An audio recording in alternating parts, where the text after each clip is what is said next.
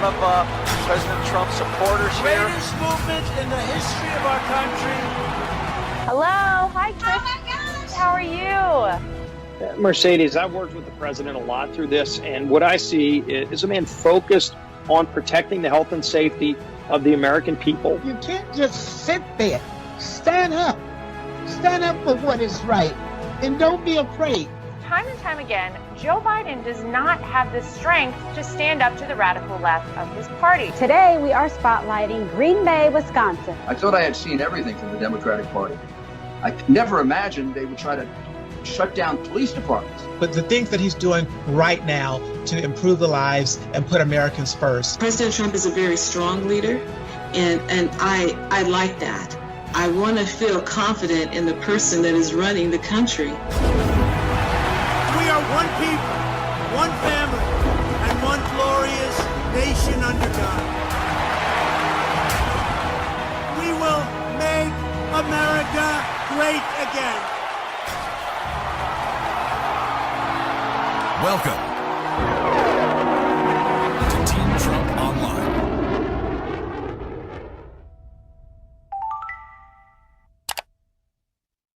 Good evening, everybody, and welcome to Team Trump Online. I'm Lara Trump, Senior Advisor to President Trump's re-election campaign. As always, be sure to like and share this broadcast with your friends.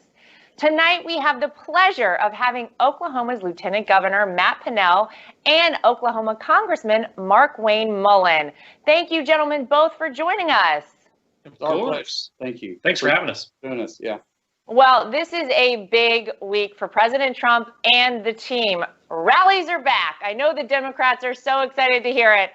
And our first stop will be in the great state of Oklahoma this Saturday. President Trump won Oklahoma by a landslide in 2016, right, and we are expecting an even greater victory this November. Of course, tonight we're going to be discussing what President Trump has accomplished for Oklahoma, the significance of bringing back rallies, and how Joe Biden wants to destroy all the progress we've made over the last 3.5 years. Gentlemen, lots has happened recently. We saw the coronavirus shut down America's economy for several months now. During that time, President Trump passed the CARES Act to ensure that Americans are safe and secure throughout this crisis. A significant part of the CARES Act is the Paycheck Protection Program, which we know has helped save around 50 million jobs. Lieutenant Governor, I will start with you. How important was the CARES Act for Oklahoma? What did you see down on the ground for small businesses and workers in your state? Yeah, so as Lieutenant Governor, I'm one of the executive board members on the Department of Commerce as well. So this was 24/7 for us. When we got back into business, when that PPP money started flowing, it was a huge differentiator for us as Oklahoma. It was one of the biggest reasons we were able to open up so quickly is because of that relationship with the federal government. That money flowed and our Bankers Association that certainly we were on the phone with pretty much every day because that money flowed through local banks. It was a really seamless process. Every state was trying to figure out, okay, how is this going to work? But I can tell you, 90% of the businesses in Oklahoma are small businesses. It was kind of the second land run, as we kind of dubbed it in Oklahoma. When everybody started going to their local banks, we were ready. We were ready because the federal government, that communication between the administration, our federal delegation down to the state level was really seamless. I mean, it's one of the biggest reasons we were able to open up so quick. It's fantastic. And by the way, that's one of the reasons, because you are opened up, that we're coming to Oklahoma this Saturday. Representative Mullin, how about you? What have you seen? Well, this is why we elected a business guy to be in office. If it was just up to the Democrats, they would have only done a stimulus check and then propped up unemployment, not thinking about the people who create those jobs.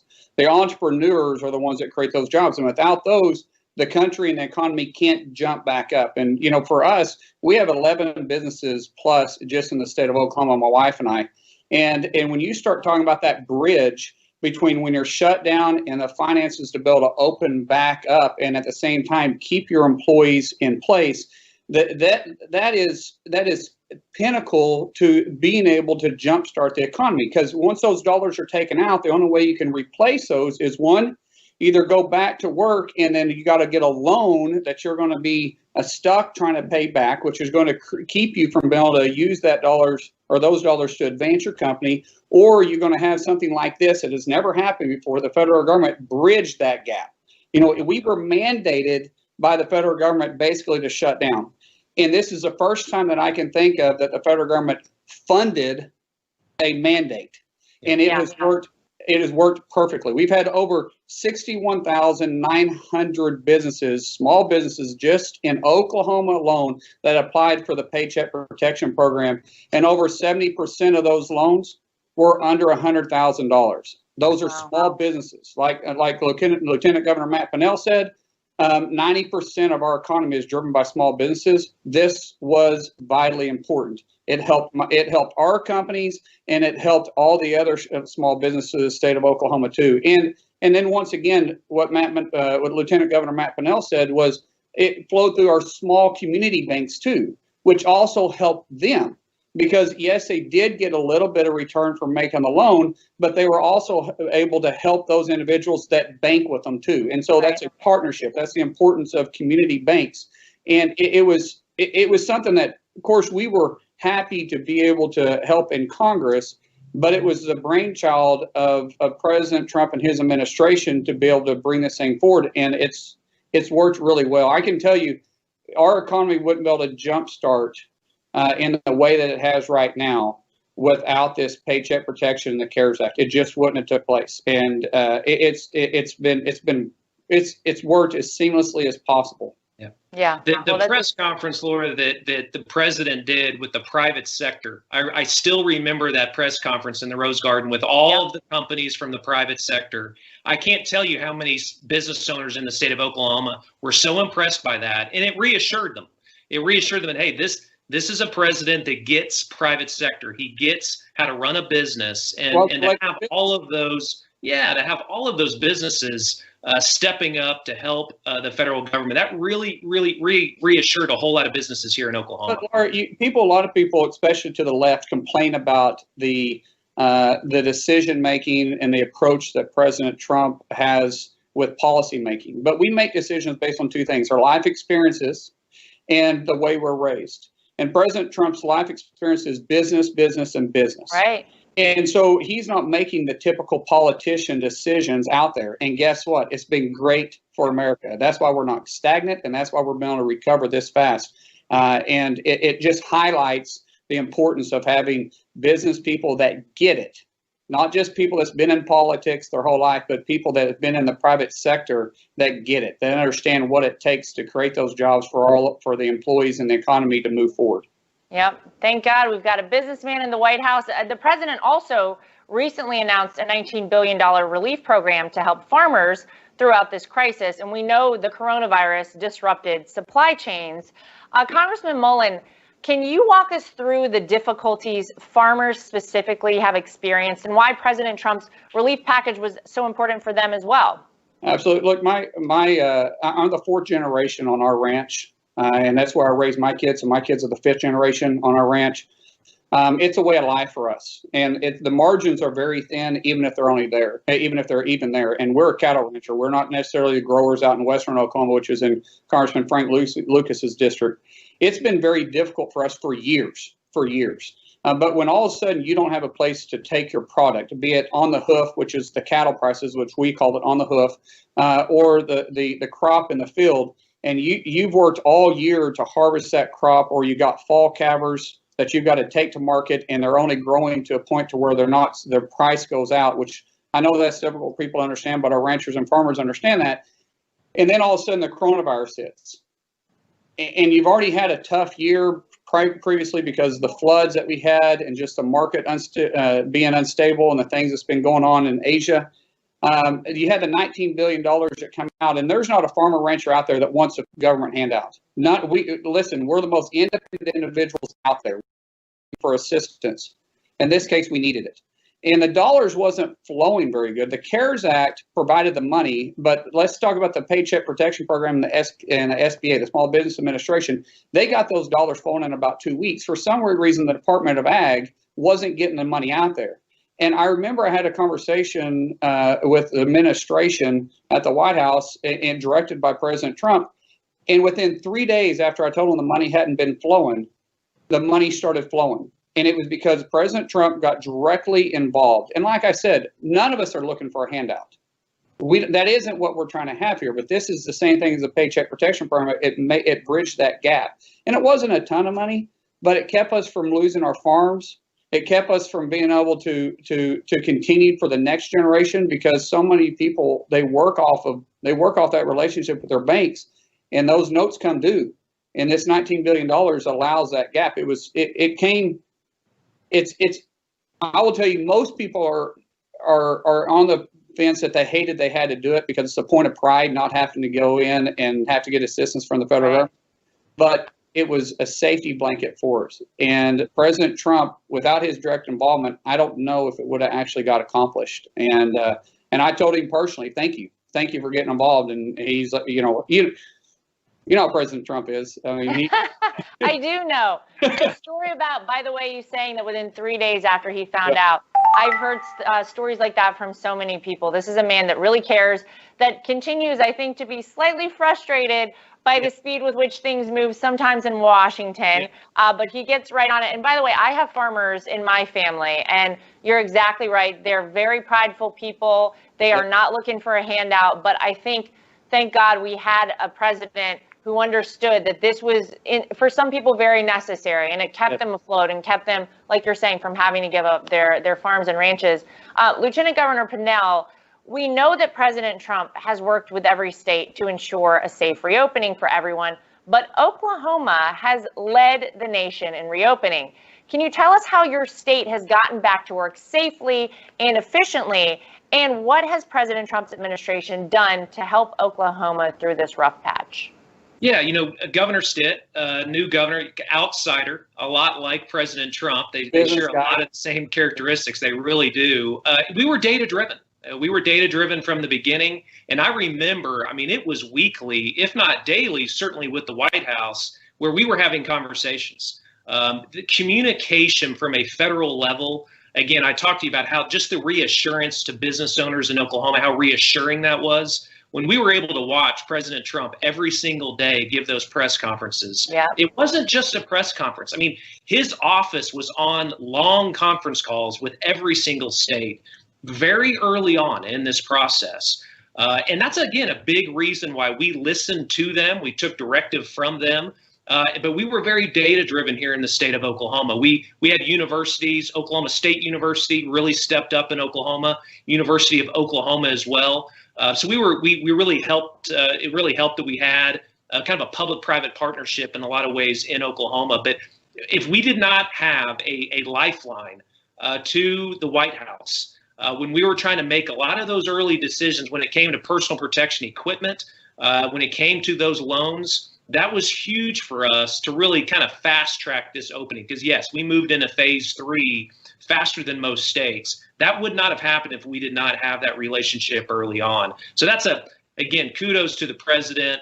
Again, he knows, again, we love it as well that he gets just as frustrated as every other American about how long it takes. Yeah. Again, that's we can relate to a president. It's been a long time since we've been able to relate to a president. But these Americans across our country, and for sure in Oklahoma, we can relate to this guy. And it's a big reason that we're going to get him reelected. That's right. Well, we have to. And by the way, speaking of getting reelected, as we mentioned earlier, the first rally since coronavirus will be held in Tulsa, Oklahoma on Saturday. President Trump's bold leadership is showing Americans that it's time for life to return back to normal. Gentlemen, what do you think? How important is it for the president to choose Oklahoma as the state to start his rallies again? Congressman Mullin, I'll start with you. Look, we're excited about it. Come home. We take him. Seriously, this is his base. This is where we should jumpstart a campaign. People are excited about it. We got a number the other day that said there's roughly 1 million people have already signed up for tickets. Their BOK Center only seats roughly 16,000 people. And I think I could have filled that up personally with people calling me wanting tickets. Like, it doesn't work that way. You got to go online for security reasons. We are so excited about it. Typically we're a state that people, we call a flyover state. And the fact that President Trump is starting his rallies in the heartbeat of the country, not to mention the Bible Belt too, and we take a lot of pride in that he's choosing Oklahoma to jumpstart his campaign. We feel a tremendous amount of pride. And I know there's a lot of outsiders that are coming in. And let me tell you, if something happens and these protesters get out of line, no, that's not Oklahomans. That's not Tulsans. That is people that's being bussed in, that's trying to cause destruction and disruption. But we don't act that way in the state of Oklahoma. And I promise you, we'll be there to try to keep that from happening too. And I can't express how much pride it brings to me. I'm Cherokee. My family was here way before statehood.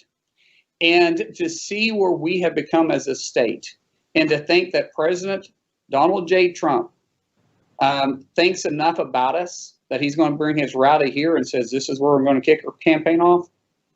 I think it brings a sense of pride to all of us. Yeah. And Lieutenant Governor, what are your thoughts on that? Well, Congressman, we didn't tell you, but the overflow is at your ranch. Hey, I hope you're ready. We're all coming. I'd love to handle it, but I need volunteers to help pick up trash because. Okay. All right. I think we can handle that. Yeah, and we were asked by the Trump team to help get volunteers, by the way, and they said, "How many do you think we need?" And I said, they said, "How many do you think you can get?" And I was like, "How many do you need?" And they said, "Can you get 400 of them?" Yeah. Oh. Just like that. Just off of our campaign, people started volunteering to get there. They would do anything for this president because they have so much trust and faith in him. But yeah, our ranch is open. Come on, bring it on. We can do it. Well, I'd say this. I grew up in Tulsa, so I grew up 5 minutes from where the president is going to be delivering his speech. So it means a lot to me. I am a proud Oklahoman, and as Markwayne said, it's the heartbeat, I think, of America in a lot of ways, and it's the hub. You know, the new branding in Oklahoma is really to position Oklahoma as the hub of America. You know, everything spokes off of Oklahoma is what we want to project around the country. And it's about jobs. It's about job creation. You know, if we can create jobs in this country, if we can create jobs in Oklahoma, then we get to pay for everything else. You know, those property taxes pays for local public schools. That sales tax pays for our police and fire departments in Oklahoma. So if we create jobs, and I know the president is about job creation, then that helps us do everything else that we want to do. So we're certainly glad that Oklahoma was the first state to open back up, to get back to business. And I know the president will be delivering a lot of those comments on Saturday evening. Yeah, and I can tell you he has never been more excited to get to a campaign rally than he is for this one coming up on Saturday. And I think for so many people out there, whether in Oklahoma or across this country, it feels like by the first rally happening, we're sort of marking that America is coming back, that we're all coming out of, right, the COVID shutdown, that we all wondered, well, how long will this be? How long will life be changed? Life is coming back, and we're marking it on Saturday in Tulsa, Oklahoma. We're really, really excited. So we can't wait to get there. Gentlemen, stay right where you are. We will be right back after this short commercial break, and you stay with us at home, too. Antifa is destroying our communities, rioting, looting. Yet Joe Biden kneels down and his staff sends money for bail. And Biden fails to stand up to the radical leftists fighting to defund and abolish the police. With Biden kneeling to the left, we'd have chaos in the streets. President Trump is standing up for us, keeping our communities safe, protecting minority-owned businesses, and always standing for our flag.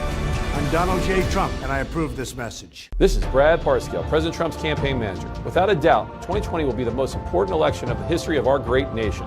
America has come too far in the last 4 years to give up now and let the Democrats undo all of our incredible progress. Don't listen to the fake news media. They said we had no chance in 2016, and they're saying it again now. The future of our nation depends on you. The only way to ensure victory and keep America great is to get out and vote. Use the link below to make sure that you're registered to vote.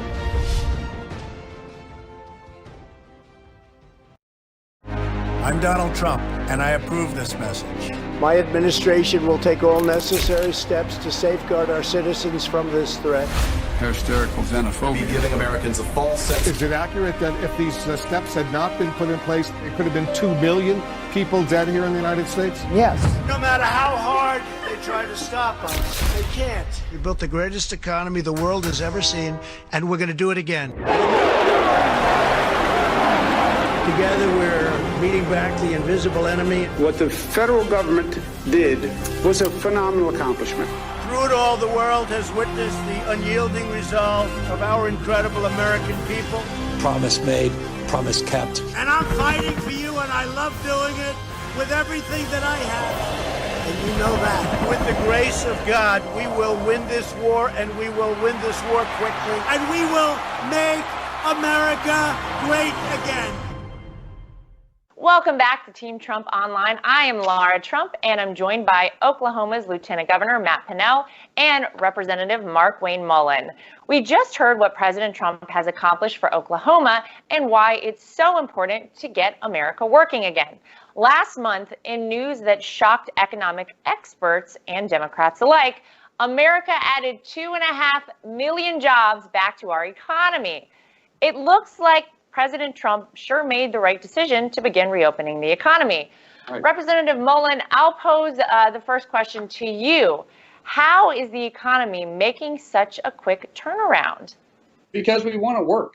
That's what Americans do. That's why we're the greatest country in the world, is because we get up and we go to work. We want to pull our boots on. We want to have self-pride. There's something about earning your money that gives you a sense of pride and accomplishment at the end of the day. And we all feel that way. I don't care if you're in the East Coast, West Coast, you're in the heartbeat of the country in Oklahoma. We want to go to work. And you give us the opportunity, we'll do it. The worst thing that can happen is the federal government choke us down. When you open it up and you peel back those regulations, which the president has made a pivotal point from his campaign in 2015 to what he's done since he's been in office, I think he's peeled back for every one new regulation, he's peeled back 20. I think that, and he was just wanting a 2-for-1, and we've done better than that. Yeah. And it creates entrepreneurs like myself to be able to go out. It creates us the opportunity to bring our employees with us, because without our employees, there's not an entrepreneur that's successful. It takes the employees, because they're the foundation of the company, to come in, and they have a pride about where they work too. And the Paycheck Protection Program, it created that bridge for when we got the green light to reopen. We hit that green light, and then we put the foot on the floor, and the gas started flowing through the exhaust, and we were ready to go back to work. And every one of my employees, which we have probably roughly 300 plus, oh wow, they all were super excited about going to work. And I can tell you, my friends, my business associates, my constituents, all of them was just so excited about it. And of course, we got to give that to President Trump for one, working with a plan to move forward, working with Lieutenant Governor Matt Pinnell, and of course, Governor Kevin Stitt, who's also a business guy. He gets it too, to perform a plan to be able to put us on the path to success. And other governors did the same thing. And what did we say? May report 2.5 million jobs. Yep. And guess what? I think it's going to continue to move forward. Yeah. I can't say enough. Who would have thought we would recover this fast? I did. Well, the experts didn't think so either. They said we're going to lose 7.5 million. That right. We lose more, we gain 2.5 million. So delta there, 10 million jobs. You tell me who the experts are. Lieutenant Governor, Oklahoma is leading the nation in reopening. It is now the most open state in the country. What can other states learn from Oklahoma's handling of the coronavirus pandemic?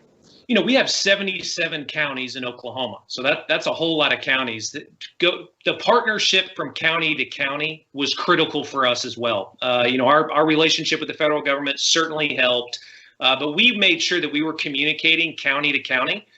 Folks knew where testing was. Folks knew where to get resources, marketing materials. All these small business owners, as they started to open back up. Our Chamber of Commerce network across the state was very strong. So we made sure that we were not just dictating to counties, but that we brought them on early and we were working with them. So it truly was one Oklahoma. States that try to, that are competing against county to county, it doesn't work that way. You got to bring the mayors in. You got to work with those mayors. And Governor Stitt did that. Again, with our daily briefings that we had across the state of Oklahoma, mayors knew what was going on. They knew the 3 phases that we were going into, and they knew when it was going to happen based upon the data that we had. So it's really making sure that you have good relationships. The president knows that. He does that across the state of Oklahoma. He's tough when he needs to be tough, but he knows that those partnerships are critical. And that was huge for us in this process. Yeah, and we call it, Lara, and we call it the Oklahoma Standard. I represent not quite, but pretty close to a third of the state. And all of us, when we call it the Oklahoma Standard, it's neighbors helping neighbors. And your neighbor isn't the person next door. It's anybody in need of help. If something happens in Western Oklahoma, Eastern Oklahoma volunteers are going out there too. If something happens in Oklahoma City, we all congregate in Oklahoma City or Tulsa. And that's what we saw here. We saw a partnership from health officials across county to county and including in the state, that if they had extra PPE, they were able to utilize it. If they have extra ventilators, they were able to utilize it. And the partnership formed organically in most places. Before we even had to do something, they were already forming partnerships. And it's just, once again, we call it the Oklahoma Standard. No one can explain it better than that. Yeah, I love it. Oil and gas companies, starting to make hand sanitizer in the state of Oklahoma. Yeah. I mean, the National Guard also, I've got to give props to the National Guard. I know every state's National Guard stepped up, but Oklahoma National Guard, amazing for us through this process. Right. Fantastic. Yeah, we appreciate those men and women who serve. It's really incredible. They've had a lot to deal with over the past several months, so kudos to them. I want to talk for a second about Joe Biden. So we know he's been hiding out in his basement, but when he does make an appearance, he's very clear he wants to keep the economy shut down.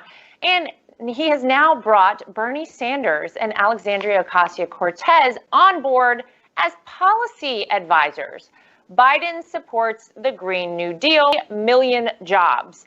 Congressman Mullin and Lieutenant Governor Pinnell, can you describe how disastrous a Joe Biden presidency would be for Oklahoma and the entire nation? Congressman, we'll start with you.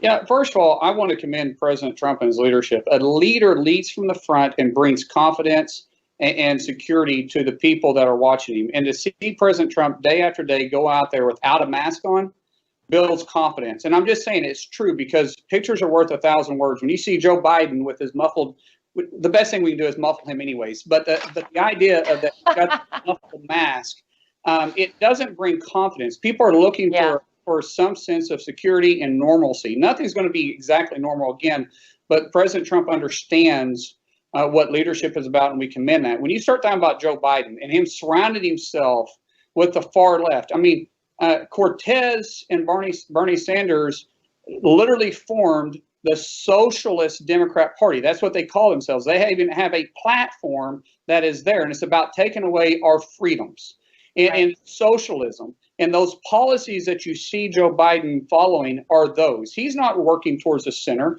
He's not working for all Americans like he says. He's working to the far left to bring us into more of a Cuba or a Soviet Union or a China style of government. And I'm not trying to pander on words. Look at the policies. That's it, yeah. And when you look at the policies, does it bring more freedoms to you? Does it shrink the size of government? Because when government gets bigger, it only takes away your freedoms. Does it shrink the size of government, or does it take freedom away from you by enlarging the government? All his policies are about enlarging the government and making us all more dependent on Washington, D.C. That isn't how our founding fathers set it up. Comparison to President Trump, President Trump is, hey, let's push the responsibility down to the localities, down away from Washington, D.C. Let's keep the dollars there instead of flowing into Washington, D.C. Let's roll back the regulations. Let's trust the American people to do what's right, because that's what we do. We don't need a big nanny state in Washington, D.C. to tell us. And Joe Biden's the opposite of everything that President Trump has put forth. Yeah, and Lieutenant Governor, I want to get your thoughts. What would a Joe Biden presidency mean for Oklahoma and the country? Well, it means Oklahoma is the reddest state in the country. I can tell you that right now. All 77 counties will be voting for Donald Trump because you can't stop capitalism. You cannot stop capitalism. Yeah. And Joe Biden, the team that he's putting around himself, and Joe's own personal record that we have, You can't stop capitalism. That heavy hand of government, we don't want it in Oklahoma, but I'll tell you right now, they don't want it in Michigan, Pennsylvania, Wisconsin, Florida, a lot of those swing states. Republicans, Democrats, and independents in those states don't want that either. And when Joe does come out of his basement, wherever he may be, and has to go head-to-head with this president on that record, I feel very good about the outcome when we can start going head-to-head in some of these debates. Yeah, and I want to get both of your thoughts, too, on something that has been in the news pretty much nonstop recently, the defund the police movement. The movement that many in Joe Biden's Democrat Party have pledged to support. They have already said that they're on board with doing that. It's sort of crazy that we live in the United States and these people are saying that.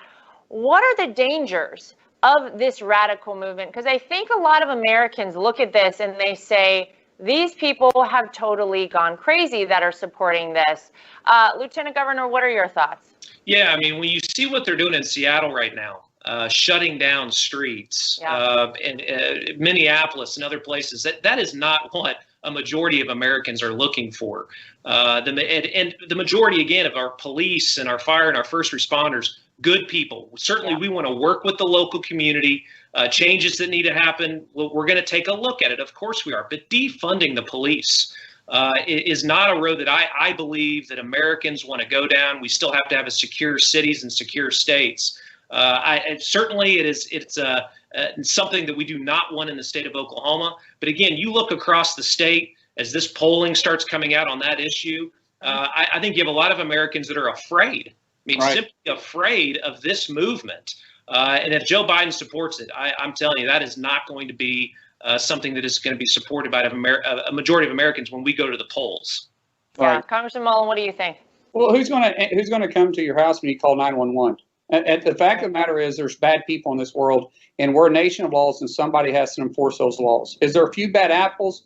There's a few bad apples in every type of organization, from a church to a university to schools to a police force to politics to your local mom and pop shop. The only thing is they're not taking care of the bad people that's on the streets that's trying to rob, murder, and steal and do unthinkable things to us. Someone's going to have to answer and respond to that 911 call. Yeah. Who's it going to be? Law enforcement is there to protect us from ourselves and from others. And I don't care what you do. I don't care what type of organization you want to put in place. Somebody is going to have to respond. Somebody is going to have to be on the front line. So is it going to be vigilantes? Is it going to be things that we see in Seattle where they build a fence, which it was Donald Jr., I think, that went out there and said, I thought they were against building the border wall. And now all of a sudden interesting, right? And they end up arming themselves, and I forget what the term they're using, but it's basically armed militias is what you have there. You would rather have that than a police force. Trained individuals that go through CLEAT certification, that are trained in some of the most heinous ways to make them prepare for what they're going to face when they get on the streets. Would you rather have that or a bunch of individuals that's just wielding guns that's had absolutely zero training on it? Right. And yet they're running the thing of defunding the police department. That tells you how far they're willing to go. What it is, in my opinion is they know this is the socialist agenda, that they know that if they take the police off the streets, that they're going to have to federalize at that point. They're going to have to federalize law enforcement. So now you have a bigger state. Instead of independent police stations or police departments, you're going to have a federalized. People are afraid about putting military to police our streets. That's exactly what's going to happen if you defund the police department, because someone's going to fill that gap. Yeah. And I continue to be frustrated. Look, I have a couple of my family members are law enforcement officers in different parts of this country. And I will tell you, these men and women work the hours no one wants to work. When people are running away from situations, they are running towards it. They're there to give the people, the protesters, the peaceful protesters, their right to protest. They are there doing the job that no one else wants to do. And I continue to be very frustrated by this notion out there that we're going to paint all police officers, all law enforcement officers in this country with this broad brush and that they're all bad. So let's defund the police. These people deserve our utmost respect. And of course, when someone breaks the law and does something as egregious as what we saw on that George Floyd video, absolutely they should be held to account. Absolutely. It is so frustrating, though, I think, for those of us who know these men and women, who know their hearts, who know that, they could have chosen any profession. They chose this because they want to protect people. So we are against discrimination in this country of any sort, whether of being on race, religion, gender, or your chosen occupation. So I find it very frustrating, and I think a lot of Americans out there probably feel the same way. I think a lot of people are afraid to speak up right now and say anything. But the defund the police idea, I cannot for the life of me grasp. I'm not trying to relate because I can't, but just I was reserved deputy for a while. And I'm not trying to relate with the full-timers.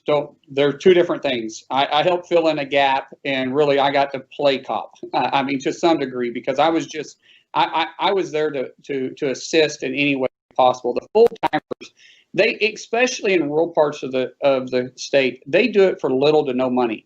Yep. I mean, they're underpaid, and yet they are willing to go out there and put their life on the line every single day because they believe in the rule of law. And they're the first ones that want to hold bad actors accountable because it puts a black eye on everybody. Mm-hmm. And now you're going to defund them? They're underfunded to begin with. It's almost funny to some degree. But I agree with you. Their hearts are in the right place, and they're willing to be the last one to go home. They're willing to literally die for you and I, so you and I can go home and sleep well. They're willing to put, I mean, what's the difference between my family and theirs? My family loves me just as much as their family loves them. And yet they will do everything to make sure I get home to my family, including putting themselves in harm for that. We owe them a debt of gratitude. We do. That's right. Not defund them. And we need good men and women around the country that are still going to choose to want to be in a police department, right? Exactly. And so moving forward in this country, if we go down this road and we don't have good men and women that want to step up and join the police force, then what kind of country do we have? Right. Donald Trump has their back. It's another reason why we got to get him reelected. That's right. Well, I'll tell you, when they're talking about getting rid of Paw Patrol, which is the craziest thing I've ever heard. Oh my gosh, go tell my kid that, because he's going to lose it if they get rid of Chase the police dog. Girls would be really upset if they did that, Lara. Yeah, I know. We got the vote for all of the 7 and under kids across the country. Too bad they can't vote. I want to give each of you a chance to leave the people watching tonight, the American people, with any final thoughts. Congressman Mullin, we'll start with you. Hey, well, first of all, we are so blessed, honestly blessed, to be able to have a president that sacrificed so much. He didn't have to do this. It wasn't for fame, and it most definitely wasn't for money. I think it was Forbes magazine that came out and said that his net worth had dropped $670 million plus since he's been in office. Yet, when you meet with him, which I've had a pleasure to meet with him multiple times, he's always talking about making America great and continuing to keep us on this track. His heart is in the right place. You see his kids. You see how much his kids love him and just surround themselves around him. I commend that. The work ethic that the whole Trump family has speaks volume. That speaks of a leader. Now let's compare that to Joe Biden. Joe Biden's son goes out and makes his fortune off of what? Off of being on a board that has very questionable ties, and specifically they said they did it because of who his father was. He had no experience with that. He hadn't ever created any wealth prior to that. There's a contrast between the two. You have a guy in President Donald J. Trump that has been in the private sector, that worked hard, that created thousands and thousands of jobs and was very successful doing so. And then you got another guy that's running, that's only job he's had is worked in the government and ran for political office time in and time again. The contrast couldn't be greater. And guys, we're at a pivotal point for this country. we have some rough roads ahead of us. We're still going to be dealing with this coronavirus, and we need true leadership in place. And the choice couldn't be clearer between President Donald J. Trump and Joe Biden. You have a person that's about private sector, it's about freedoms, and you have an individual with Joe Biden that's about socialism and taking away our freedoms. Yep. That doesn't work. That doesn't work. And we as Americans got to stand strong and move forward.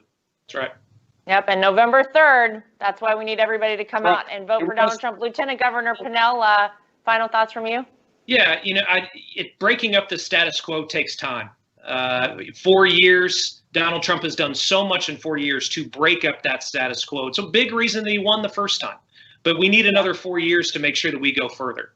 Breaking up that status quo takes a tough leader that's able to really speak up and tell the truth. We haven't had that in a really long time either. So really breaking up that status quo, we did it with Hillary. We knew it. But again, Joe's been right there with her. And again, that record is going to be on display. So we need another 4 years to continue to break up that status quo and really push this country further in a better direction. Again, make America, but really keep America great again. We're extremely excited about Saturday night. I know everybody watching this will be watching certainly right here again in the hub of America. And those that are going to be coming to America, coming to Oklahoma, I would just say this again: be warned. You may fall in love with the state, and you may want to move here. And we are okay with that if you want to move to Oklahoma. But again, we are thrilled to really start the relaunch of his rallies across this country again, for him to deliver that story and continue breaking up that status quo. So really, thank you for having us. Well, I want to say thank you to both of you. Thanks for being amazing patriots, supporting this president and our country, and obviously your state of Oklahoma. And thank you both for being with us tonight. Thank you, Lara. Appreciate it. Thank you to all of our amazing supporters for tuning in this evening as well. We need as many patriots as possible to join our efforts to keep America great this November. And here's how you can also get involved. As always, be sure to text Trump to 88022. Download the Trump 2020 app, of course, from the App Store or the Google Play Store. And I'd like to say a special thanks again to our guests, Lieutenant Governor Pinnell and Representative Mullin, for joining us tonight. We will see you in Tulsa, Oklahoma on Saturday. Stay safe, stay healthy, and we'll see you next time for more Team Trump Online. We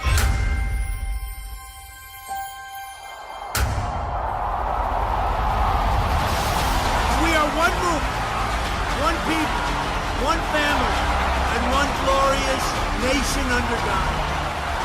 And we will make America great again. And the best is yet to come.